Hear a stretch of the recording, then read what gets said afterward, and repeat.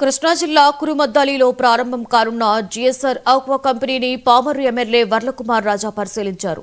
చంద్రబాబు ఇచ్చిన హామీ మేరకు మంటాడ నుండి నిమ్మకూరు వరకు ఇండస్ట్రియల్ హబ్ ఏర్పాటుకు కూటమి ప్రభుత్వం కట్టుబడి ఉందని ఎమ్మెల్యే చెప్పారు. 600 మందికి ఉపాధి కల్పించే ఆక్వా పార్కు ప్రారంభంతో మరిన్ని కంపెనీలు ముందుకు వచ్చే అవకాశం ఉందని ఎమ్మెల్యే వర్ల తెలిపారు. మరిన్ని కంపెనీలను ఈ ప్రాంతంలో పరిశ్రమలు నెలకొల్పేలా చర్యలు తీసుకుంటున్నట్లుగా వర్లకుమార్ రాజా స్థానికులకు భరోసా ఇచ్చారు.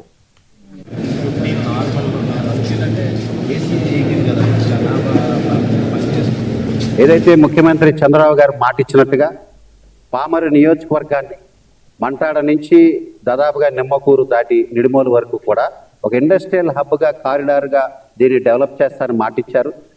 భారత్ ఎలక్ట్రానిక్స్ లిమిటెడ్ బెల్ కంపెనీతో అది శ్రీకారం అయింది. బెల్ కంపెనీ బ్రహ్మాండంగా ఫంక్షనింగ్ అవుతుంది.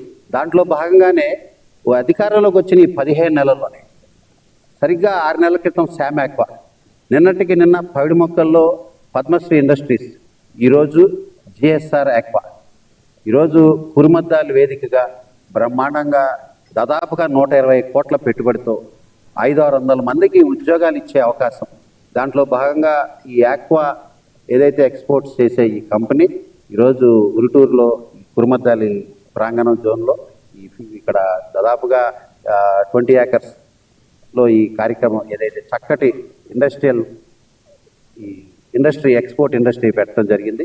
దీన్ని త్వరలోనే మంత్రులు అదేవిధంగా పెద్దలు అందరూ వచ్చి కూడా దీన్ని త్వరలోనే ప్రారంభం చేయబోతారు. నేను ఈరోజు సుమన్ గారిని ప్రత్యేకంగా అభినందిస్తున్నా. జిఎస్ఆర్ ఆక్వా ఎక్స్పోర్ట్స్ వారిని ప్రత్యేకంగా అభినందిస్తున్నా. ఏదైతే ముఖ్యమంత్రి చంద్రబాబు గారు మాట ఇచ్చినట్టుగా పామరు నియోజకవర్గాన్ని మంటాడ నుంచి దాదాపుగా నిమ్మకూరు దాటి నిడిమోలు వరకు కూడా ఒక ఇండస్ట్రియల్ హబ్గా కారిడార్గా దీన్ని డెవలప్ చేస్తారని మాట ఇచ్చారు. భారత్ ఎలక్ట్రానిక్స్ లిమిటెడ్ బెల్ కంపెనీతో అది శ్రీకారం అయింది. బెల్ కంపెనీ బ్రహ్మాండంగా ఫంక్షనింగ్ అవుతుంది.